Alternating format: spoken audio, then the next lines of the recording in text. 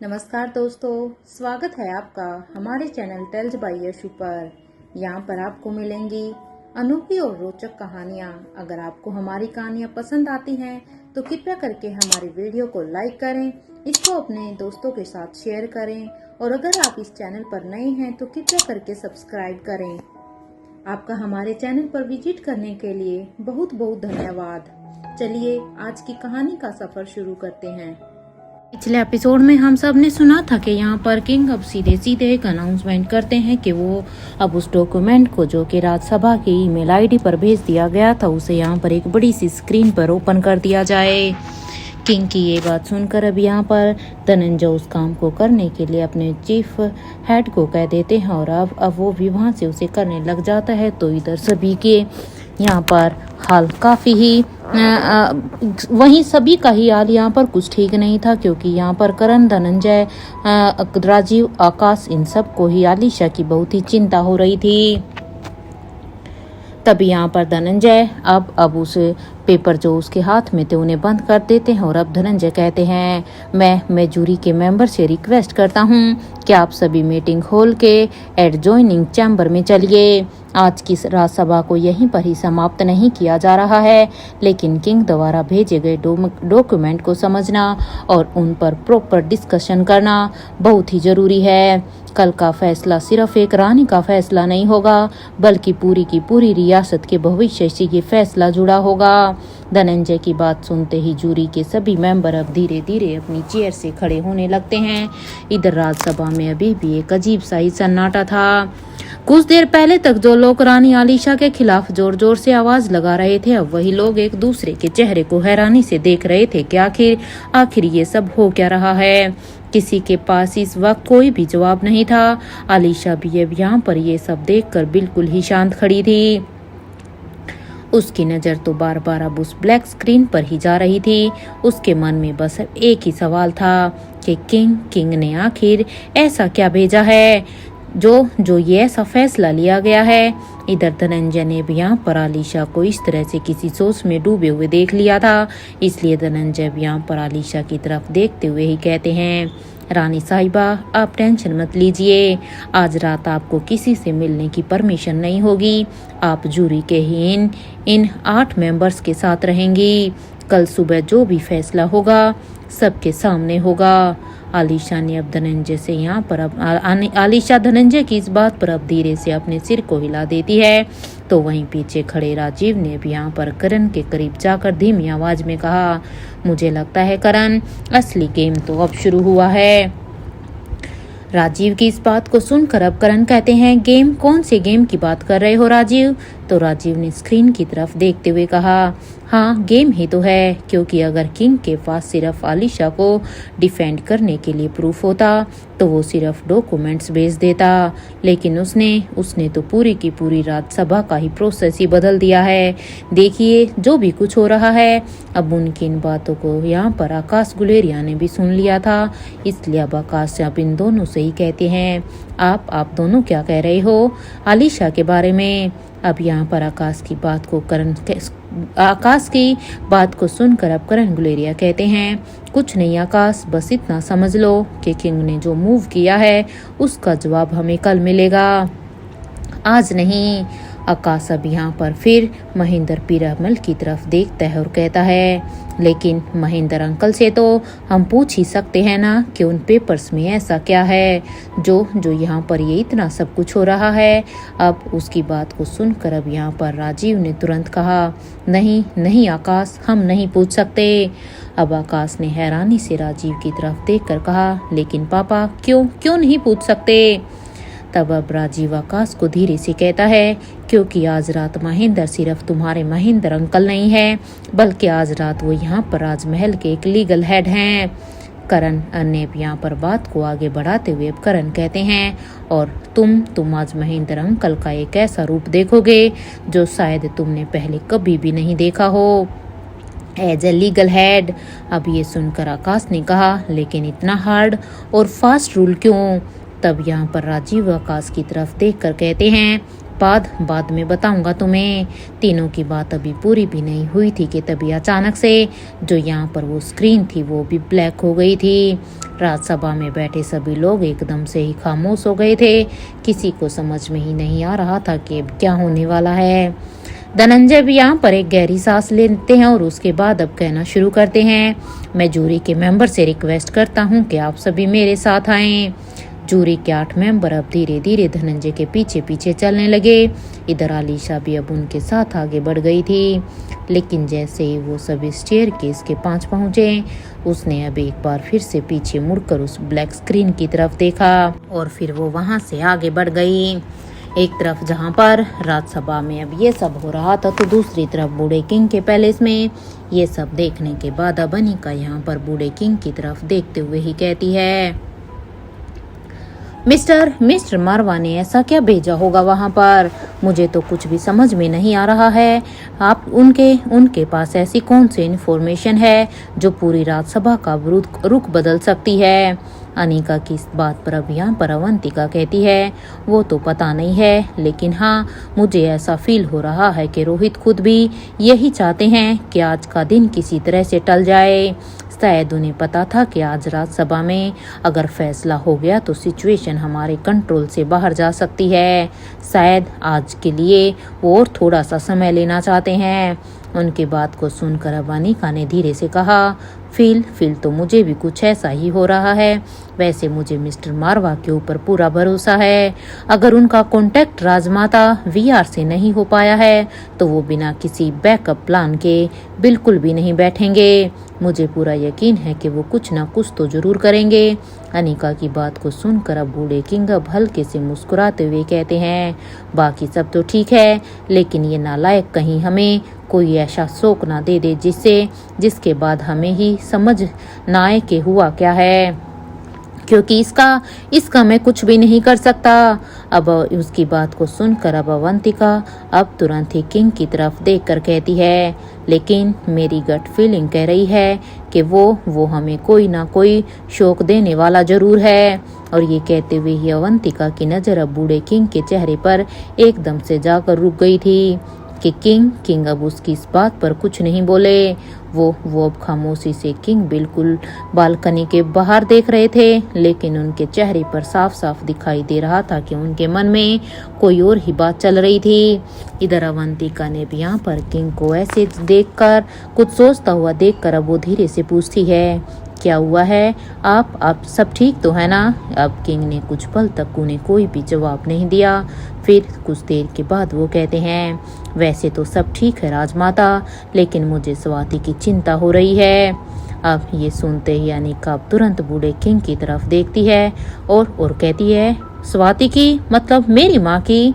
क्योंकि अनिका ने हमेशा से ही बूढ़े किंग के मुंह से अपनी माँ के लिए उल्टी सीधी बातें ही सुनी थी। इधर किंग अब धीरे से अपने सिर को हिला देते हैं और कहते हैं, पता नहीं क्यों मुझे लग रहा है कि वो किसी ऐसी जगह पहुंच गई है जहां उसे नहीं जाना चाहिए था। उसका फोन भी नॉट रीचेबल आ रहा है और सबसे बड़ी बात, उसने मुझे इन्फॉर्म भी नहीं किया। बूढ़े किंग की बात को सुनकर अब अनिका कहती है, लेकिन किंग्स वो नॉर्मल इन्वेस्टिगेशन नहीं कर रही है। हो सकता है माँ को कोई ऐसा क्लू मिला हो जिसके बारे में वो पहले कंफर्म करना चाहती हो। अनिका की बात को सुनकर अब बूढ़े किंग कहते हैं, मैं यही सब सोचकर खुद को समझा रहा हूँ, लेकिन मेरा मन ना जाने बार बार कह रहा है कि कुछ तो ठीक नहीं है। बूढ़े किंग ने भी ये कहा ही था कि तभी वहां पर बालकनी की रेलिंग पर अचानक से एक पंछी आकर बैठ गया। उस पक्षी को देखते ही किंग अब एकदम से ही खामोश हो गए थे। तो वही अनिका की नजर जैसे ही उस पक्षी के ऊपर जाती है तो वो जल्दी से वहां पर उस पक्षी की तरफ बढ़ जाती है। अनिका कुछ देर तक उसके साथ आई कांटेक्ट करती रहती है। उस पंछी की आंखों में जैसे कोई मैसेज छुपा हो और अनिका बिना कुछ कहे उसे समझने की कोशिश कर रही थी। कुछ ही पल बाद उस पक्षी ने अपनी पलकों को झपकाया और अनिका के चेहरे के सामने जैसे एक एक करके सारी की सारी बातें रख दी। जो कुछ अनिका को पता चला, उसे सुनते ही तो उसके पैरों के तले से मानो जमीन ही खिसक गई हो। उसके चेहरे का रंग अब एकदम से ही बदल गया था, जिसे किंग ने भी यहाँ पर नोटिस कर लिया था। इसलिए किंग अनिका को ऐसे देखता है तो तुरंत अवंतिका और अनंता से कहता है, तुम दोनों अनिका के पास जाओ और पूछो। इधर अनंता बिना एक पल गवाए अनिका के पास पहुंचती है और अब उसका हाथ पकड़ते हुए ही कहती है, क्या क्या हुआ है अनिका, सब ठीक तो है ना? इधर अनिका ने अपनी आंखों में आए हुए उस डर को कंट्रोल करते हुए कहा, नहीं नहीं नानी माँ, कुछ भी ठीक नहीं है। अब ये सुनकर तो अनंता ने हैरानी से पूछा, क्या क्या हुआ है, बताओ तो। अभी अनिका ने उस पक्षी की तरफ देखते हुए कहा, माँ स्वाति माँ एक बरगद के पेड़ में फंसी हुई है, उसकी जान खतरे में है, इसलिए मुझे उन्हें बचाने के लिए वहां पर जाना होगा। अनिका इतना कहकर अब वहां से आगे बढ़ने ही वाली थी कि तभी अवंतिका ने तुरंत अनिका के हाथ को पकड़ लिया और जैसे उसने उसके हाथ को पकड़ा तो अनिका पीछे की तरफ मुड़कर देखती है तो यहाँ पर अवंतिका कहती है, रुको अनिका। इधर अब अवंतिका आगे कहती है, तुम और मैं इस वक्त वहां जाकर कुछ भी नहीं कर सकते, हमें पहले सोचना होगा कि। अब अवंतिका अपनी बात पूरी कर पाती कि उससे पहले ही पूरे रूम में अब किंग की एक गंभीर आवाज गूंज उठी, तुम दोनों ने उस झांसी की रानी को कब से इतना अंडर एस्टिमेट करना शुरू कर दिया? अब अनिका और अवंतिका दोनों ने ही किंग की तरफ देखा तो किंग अब धीरे धीरे उसकी तरफ बढ़ते हुए ही बोले, और अवंतिका भूलिए मत, उस बरगद के पेड़ से बिना किसी को नुकसान पहुंचाए स्वाति को पहले भी सुरक्षित बाहर कौन लाया था?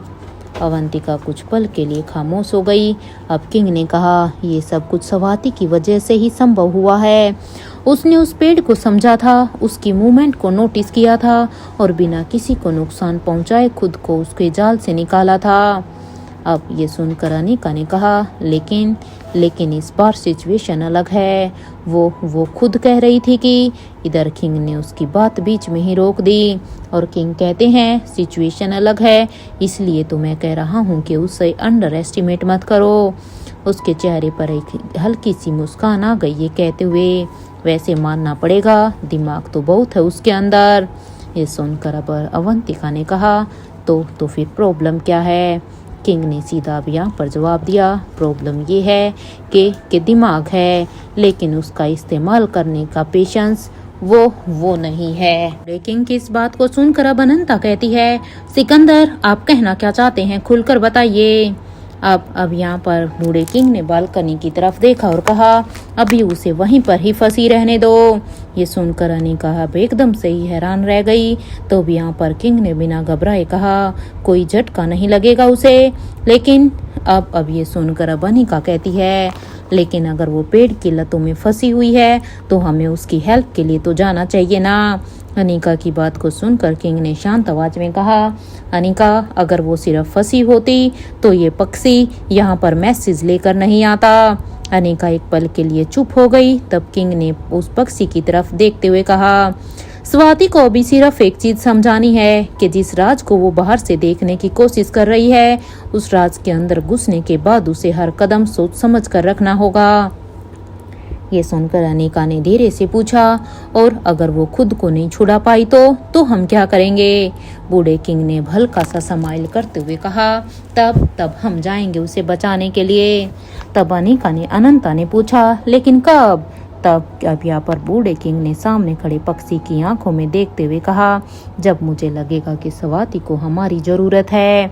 और उसी वक्त उस पक्षी ने यहाँ पर एक बार जोर से अब यहाँ पर फिर से पंख फड़फड़ाए। किंग की आंखों में भी यहाँ पर एक अजीब से ही कॉन्फिडेंस आ गया था। लगता है उसे भी समझ आ गया है कि अब उसे खुद ही अपना अगला कदम सोचना होगा। अब अनिका यहाँ पर कहती है, लेकिन तब तक तो अगर हम लेट हो गए तो।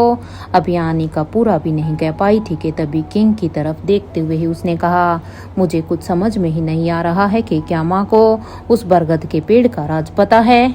अगर उन्हें उस बरगद के पेड़ का राज पता भी है तो उन्होंने मुझे पहले कभी क्यों नहीं बताया। अब अनिका की ये बात को सुनकर बूढ़े किंग अब यहाँ पर उन्हें कोई भी जवाब नहीं देते, बल्कि अपने कदम अब वो यहाँ पर साइड टेबल की तरफ बढ़ा देते हैं।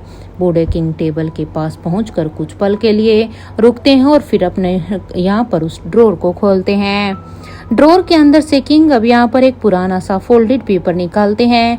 वो अब उस पेपर को कुछ अपने हाथ में देखते हैं और जैसे उसके अंदर लिखी हुई बातों से कोई पुरानी याद जुड़ी हो। फिर उस पेपर को देखकर अब उस पेपर को वो अनिका की तरफ बढ़ाते हुए ही कहते हैं, लो इसे अच्छी तरह से पढ़ लेना। इधर अनिका भी किंग के द्वारा दिए गए उस पेपर को अब अपने हाथ में ले लेती है। इधर बूढ़े किंग ने उसकी आंखों में देखते हुए कहा, और हाँ अब अपनी माँ की चिंता मत करना। मुझे पूरा यकीन है कि उसने अपनी मदद के लिए किसी न किसी को बुला ही लिया होगा। बूढ़े किंग की बात सुनकर अब अनिका हैरानी से पूछती है, लेकिन आप इतने शोर कैसे हो सकते हैं? तभी किंग के चेहरे पर एक हल्की सी समाइल आ गई और अब वो कहते हैं, क्योंकि तुम्हारी माँ को मैं तुमसे कहीं ज्यादा अच्छी तरह से जानता हूँ अनिका। ये सुनकर तो अनिका कुछ कह पाती कि उससे पहले ही अब अवंतिका ने जैसे अचानक से उसे कुछ याद करते हुए ही कहा, हाँ याद आया। जब रोहित राजमहल की वर्चुअल मीटिंग कर रहा था तब मैं शायद। अभी अवंतिका ने यहाँ पर अपनी बात को बढ़ाते हुए इतना ही कहा था कि तभी यहाँ पर अनिका एक गहरी लंबी सांस लेती है और गहरी सांस लेते हुए कहती है, थैंक गॉड माँ ठीक है। अनिका के चेहरे पर आई राहत देखकर अब बूढ़े किंग ने हल्का सा यहाँ पर मुस्कुराते हुआ, मौत भी तुम्हारी माँ से डरती है अनिका, उसे क्या होगा? और ये कहकर किंग बिना कोई और एक्सप्लेनेशन के अब वहां से चले गए। अनिका कुछ पल तक उन्हें जाते हुए ही देखती रही, तो वहीं अवंतिका के चेहरे पर अभी भी कंफ्यूजन साफ दिखाई दे रहा था।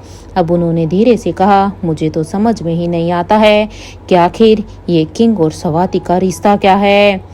इधर अनिका ने भी अब उस पेपर को अपने हाथ में और भी मजबूती से पकड़ा और वो अब अवंतिका की तरफ मुड़कर कहती है, रिश्ते की बात तो मुझे भी नहीं पता है नानी माँ, लेकिन एक बात है, अब मुझे वो समझ आ रही है। अनिका की बात को सुनकर अब अवंतिका हैरानी से पूछती है, क्या बात समझ आ रही है अनिका? तभी अब यहाँ पर अनिका अपनी बात को आगे बढ़ाते हुए ही कहती है कि नाना जी सिर्फ माँ पर भरोसा ही नहीं करते हैं, बल्कि माँ के वो हर एक राज के बारे में बड़ी ही अच्छी तरीके से जानते हैं। मैं बस ये समझ पाई हूँ, बाकी इससे ज़्यादा कुछ नहीं, क्योंकि अगर इससे ज़्यादा कुछ है तो वो मेरी भी सोच से परे है। ये सुनते ही अवंतिका ने कहा, आई थॉट तुम्हें इस वक्त अभी नीचे जाना चाहिए। I think Aryan is waiting for you. ये सुनते ही अब अनिका ने कहा, हाँ राजमाता, ये काम तो आप भी कर सकती हैं ना, क्योंकि आप भी आर्यन को प्रैक्टिस के लिए तैयार कर सकती हैं। अब अनिका की बात सुनकर अवंतिका ने कहा, अभी मुझे रिया के पास जाना है, किंग उसका टेस्ट लेने वाले हैं, लेकिन अभी ये काम उन्होंने मुझे दे दिया है। मुझे लगता है शायद वो किसी काम में बिजी हैं। अवंतिका की बात सुनकर अनिका ने सिर हिलाते हुए कहा, ठीक है फिर मैं ही जाती हूँ। और ये कहते हुए अनिका ने उस पेपर को एक बार फिर से ध्यान से देखा। उस पर लिखी हुई बातें उसके दिमाग में लगातार घूम रही थी। आखिरकार उसने उस पेपर को सावधानी से फोल्ड किया और अपनी पॉकेट में रख लिया। इसके बाद अनिका, अनंता और अवंतिका वहां से बाहर निकलने लगी, लेकिन अभी उन्होंने कुछ ही कदम आगे बढ़ाए थे कि अचानक अनंता वहां पर रुक गई। अनिका ने कुछ कदम आगे जाकर पीछे देखा तो अनंता को वहीं खड़ा पाया। वो हैरानी से अब उनके पास आई और पूछा, क्या हुआ आपको? तभी अनंता ने कुछ पल के लिए सामने देखा और फिर गंभीर आवाज में कहा, मुझे अभी किंग से बहुत से सवाल करने हैं। अनिका उसकी बात सुनकर कुछ कहने ही वाली थी कि तभी अवंतिका ने मुस्कुराते हुए कहा, होपफुली वो आपके सभी सवालों के जवाब दे दें। अनंता ने अवंतिका की तरफ देखा, लेकिन उनके शब्दों के पीछे अर्थ को समझने की कोशिश करती रही। इधर अवंतिका ने बिना कुछ और कहे अनिका के साथ आगे बढ़ना शुरू कर दिया। कुछ ही देर बाद दोनों अलग अलग रास्तों पर पहुंच गई। अवंतिका रिया के रूम की तरफ जाने लगी, जबकि अनिका भी नीचे जाने के रास्ते पर बढ़ रही थी। इधर यहाँ पर रानी अवंतिका जैसे ही ये रिया के रूम के दरवाजे के करीब पहुंची तो अंदर से आती हुई कुछ आवाजों ने उसके कदम वहीं पर ही रोक दिए। अब वो यहाँ पर दरवाजे को खटखटाने लगती है। इधर यहाँ पर अवंतिका ने जैसे ही दरवाजे को खटखटाया तो कुछ देर के बाद दरवाजा खुला तो सामने आयशा मारवा को देखकर अब अवंतिका हैरानी से पूछती है, क्या रिया कहाँ पर है? अवंतिका की बात सुनते ही आयशा मारवा ने एक तरफ हटते हुए कहा, आप अंदर आइए। ये सुनते ही अवंतिका भी अब कमरे के अंदर आ जाती है, लेकिन जैसे ही उसकी नज़र बेड पर लेटी हुई रिया पर पड़ती है तो उसके तो चेहरे के भाव एकदम तुरंत से ही बदल जाते हैं। वो जल्दी से घबरा कर अब रिया की तरफ बढ़ते हुए कहती है, क्या क्या हुआ है इसे? ये इस तरह से क्यों लेटी है? इसकी तबीयत तो ठीक है ना? और ये कहते हुए ये अवंतिका रिया के पास जाकर बैठती है और अपना हाथ उसके माथे पर रखकर अब उसके शरीर का तापमान महसूस करने की कोशिश करती है कि कहीं कहीं रिया को फीवर तो नहीं हो गया। इधर रिया का माथा छूते ही तो अवंतिका के चेहरे पर चिंता और भी बढ़ जाती है, क्योंकि रिया यहाँ पर इसलिए लेटी हुई थी क्योंकि आज वो फिजिकली फिट नहीं लग रही थी। वह अब आयशा मारवा की तरफ देखते हुए कहती है, लगता है रिया को तो बहुत ही ज्यादा बुखार आया है। मैंने तो सोचा था कि जो नूडल बच गए थे वो मैं रिया को दे दूं, लेकिन इसकी तो तबीयत ही खराब है। कुछ पल रुक कर अवंतिका हल्के से मुस्कुराती और फिर कहती है, हाँ मैं एक काम करती हूँ, जितने भी वो नूडल्स बचे हुए हैं मैं उन्हें अलेक्जेंडर को दे देती हूँ। आई एम श्योर कि अलेक्जेंडर को भी वो नूडल रिया की तरह जरूर पसंद आएंगे, क्योंकि वो नूडल्स उसके बड़ी ने जो बनाए हैं। अब ये कहते हुए अवंतिका अब वहाँ से जाने ही वाली थी कि तभी अचानक से रिया उठकर यहाँ पर बेड पर बैठ जाती है और वो थोड़ा सा नाराज होते हुए ही कहती है, ये तो गलत बात है ना ब्यूटीफुल लेडी, मुझे खाने हैं वो नूडल और वैसे भी वो पास्ता भी, वो सारी चीज़ें, क्योंकि अभी तो मुझे ये भी पता नहीं है कि बड़ी दोबारा मेरे लिए ये सब चीज़ें कब बनाएंगे। रिया की ये बात सुनते ही तो अब यहाँ पर अवंतिका के चेहरे पर एक स्माइल आ जाती है और स्माइल करते हुए ही वो भी यहाँ पर अब यहाँ पर रिया के कान को पकड़कर खींच लेती है और उसके कान को पकड़कर खींचते हुए ही कहती है, शरारती लड़की, सच में तुम कभी भी बाज नहीं आ सकती। अभी तक तो तुम ऐसे ड्रामा कर रही थी कि जैसे तुम सच में ना जाने कितनी ही बीमार हो। तुम कितनी ड्रामेबाज हो। बहुत हो गए तुम्हारे ड्रामे। हाँ अब चलो, अब अपनी स्वॉर्ड फाइटिंग का टेस्ट दो जाके, क्योंकि आज तुम्हारा वो टेस्ट है ना। इस बात पर प्रिया ने कहा, वो सब तो ठीक है ब्यूटीफुल लेडी, लेकिन पहले मुझे आप ये बताइए कि बड़ी कहाँ पर हैं। रिया की इस बात पर अवंतिका ने कहा कि बड़ी नहीं है, आज ब्यूटीफुल लेडी है, क्योंकि आज आप मेरे साथ ही वो टेस्ट करेंगी। इसलिए अभी आप चुपचाप रेडी होकर चलिए। अब चलो जल्दी से चेंज करके अपनी फाइटिंग आउटफिट को पहन लीजिए, क्योंकि आज आपका टेस्ट आपके बड़ी नहीं बल्कि हम लेंगे। आपके पास ज़्यादा टाइम नहीं है। याद है ना रिया, उस गांव में जब आप लेट होते थे तो आपकी ब्यूटीफुल लेडी आपको क्या पनिशमेंट देती थी? आपको वो पनिशमेंट याद है या आप यहाँ पर आने के बाद वो सब भूल गई? क्योंकि देखो, अगर मैं वो टेस्ट ले रही हूँ तो वहाँ पर कंडीशन अभी भी बिल्कुल वही होंगी। अपनी ब्यूटीफुल लेडी की ये बात सुनते ही तो रिया अब जल्दी से बेड से नीचे उतरकर अब वो अपने कबर्ड से अपनी फाइटिंग आउटफिट को निकालकर जल्दी से बाथरूम में चली जाती है। रिया को इस तरह से भागता हुआ देखकर अब आयशा मारवा की भी सच में हंसी छूट जाती हो और अब वो यहाँ पर कहती है, अच्छा हुआ कि आप यहाँ पर आ गई, क्योंकि अगर पापा को पता चलता ना रिया की इस लापरवाही के बारे में तो पता नहीं पापा इसके साथ क्या करते। पता नहीं ये लड़की कभी भी नहीं सुधर सकती। मैं चलती हूँ। वैसे अनिका कहाँ पर है? आयशा मारवा की इस बात को सुनकर अवंतिका ने कहा, हमारे ख्याल से वो नीचे गई होगी। वो क्या है ना कि आर्यन को आज अनिका प्रैक्टिस करवा रही है। इस बात पर अब आयशा मारवा कहती है, वो कब तक फ्री होगी? अब ये सुनते ही अवंतिका ने कहा, जितना मुझे लगता है मैक्सिमम 2 घंटे उसे लग जाएंगे। वो आर्यन बच्चा है ना, तो उसे ज़्यादा प्रैक्टिस नहीं करवाएंगे। बस 2 घंटे में अनिका फ्री हो जाएगी वहाँ से। अवंतिका की ये बात सुनते ही अब आयशा ने थोड़ी राहत की सांस ली और कहा, चलो अच्छी बात है, कम से कम इतना तो तय है कि उसे ज़्यादा देर तक परेशान नहीं किया जाएगा। 2 घंटे में अगर उसकी प्रैक्टिस पूरी हो जाएगी तो उसके बाद वह भी आराम कर सकेगा। और ये कहते हुए आयशा मारवा वहाँ से जाने के लिए मुड़ गई। उसके चेहरे पर भले ही सामान्य भाव थे, लेकिन उसके मन के अंदर इस वक्त बहुत कुछ चल रहा था। वह धीरे धीरे अपने कमरे की तरफ बढ़ने लगी और रास्ते में उसके कदम तो आगे बढ़ रहे थे, लेकिन उसका दिमाग बार बार उसी एक बात पर ही अटक रहा था कि आज मुझे हर हाल में अनीका को सच बताना ही होगा। वो सच जो वो स्वाति को भी बताने के लिए तैयार हो गई थी, लेकिन उस समय स्वाति को भी वहां से जाना पड़ा था, वो स्वाति को भी नहीं बता पाई थी। आयशा ने अब अपने मन में कहा, अब मैं और ज्यादा देर तक चुप नहीं बैठ सकती। इतने समय से जो कुछ भी मैंने अपने अंदर दबा रखा है उसे आखिर कब तक मैं छुपाऊंगी। अगर आज भी मैंने अनीका से सच नहीं कहा तो शायद फिर तो बहुत ही देर हो जाएगी। अब उसने कुछ पल के लिए यहाँ पर अपने कदम रोक लिए। उसके मन में अब अनीका का चेहरा घूमने लगा और अब कहती है, लेकिन मैं उसे कैसे बताऊंगी, मैं शुरुआत कहाँ से करूंगी? क्या अनीका मेरी बात पर विश्वास करेगी? और अगर उसे सब कुछ पता चल गया तो क्या वो मुझे माफ कर पाएगी? इधर आयशा मारवा की आंखों में चिंता साफ साफ दिखाई देने लगी थी, लेकिन फिर उसने खुद को संभाला और धीमी आवाज में कहा, नहीं, अब चाहे जो कुछ भी हो जाए मुझे अब अनीका को सच बताना ही होगा। जिस सच ने इतने लोगों की जिंदगी बदल दी उसे हमेशा के लिए छुपा कर रखना अब मेरे बस की बात नहीं है। बहुत हो गया है मुझे उस सच को छुपाते हुए। ये सोचते हुए आयशा भी यहाँ पर अपने कमरे की तरफ ही बढ़ती चली गई। तो वहीं दूसरी तरफ यहाँ पर शहर से काफी दूर एक सुनसान सी लोकेशन पर एक शख्स अपने कमरे में रखी एक बड़ी सी रेक्लाइनर चेयर पर बैठा हुआ था। कमरे में हल्की रोशनी थी और चारों तरफ एक अजीब सी खामोशी पसरी हुई थी। वो शख्स पिछले काफी समय से उसी कुर्सी पर बैठा अपनी ही सोच में डूबा हुआ था। उसके चेहरे पर थकान थी, ऐसा लग रहा था जैसे वो कई रातों से ठीक से सोया भी ना हो।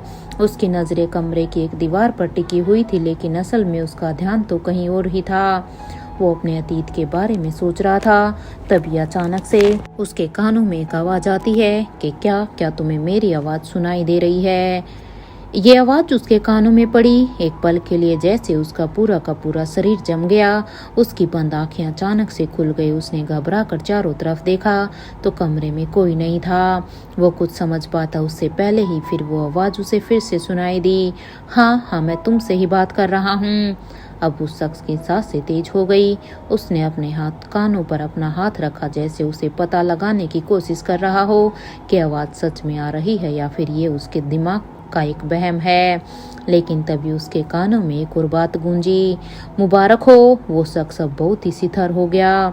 आवाज अब आगे बोली, तुम्हारी तपस्या और मेरा इंतजार अब पूरा होने वाला है। ये सुनते ही तो उस शख्स की आंखों में अब आंसू भर आए। वो कुछ बोलना चाहता था, लेकिन उसके होठ अब कांपने लगे। अब आवाज फिर से आई, मैंने कहा था ना तुमसे, जिस कहानी की शुरुआत तुम्हारी एक गलती से हुई थी उसे खत्म करने में भी तुम्हारा बहुत बड़ा योगदान होगा। अब उस शख्स की आंखों में अब आंसू बहने लगे थे। वो भी अपना सिर झुका कर यहाँ पर बैठ गई, क्योंकि ये शख्स कोई मेल नहीं बल्कि एक फीमेल थी। इसके चेहरे पर डर, पश्चाताप और दर्द तीनों एक साथ साफ साफ दिखाई दे रहे थे। अब उस आवाज ने फिर से कहा, मैं इतने वर्षों से तुम्हारा इंतजार कर रहा हूँ और अब आखिरकार वो वक्त आ गया है। वो शख्स अब यहाँ पर ये शख्स अब कांपती आवाज में बस इतना ही कह पाई, लेकिन मैंने तो सोचा था कि वो सब कुछ अब खत्म हो चुका है। कमरे में कुछ पल के लिए फिर से सन्नाटा छा गया। फिर अचानक से फिर से आवाज आई, नहीं, बिल्कुल भी नहीं, क्योंकि कुछ कहानियाँ खत्म नहीं होती, उन्हें बस कुछ समय के लिए रोक दिया जाता है। ये सुनकर तो इस शख्स की आंखें अब और भी ज्यादा नम हो गई थी। उसे समझ ही नहीं आ रहा था कि वो अब इस आवाज से डर रही थी या फिर इतने बरसों बाद इस आवाज को सुनकर उसके अंदर दबा हुआ कोई दर्द फिर से जाग उठा था।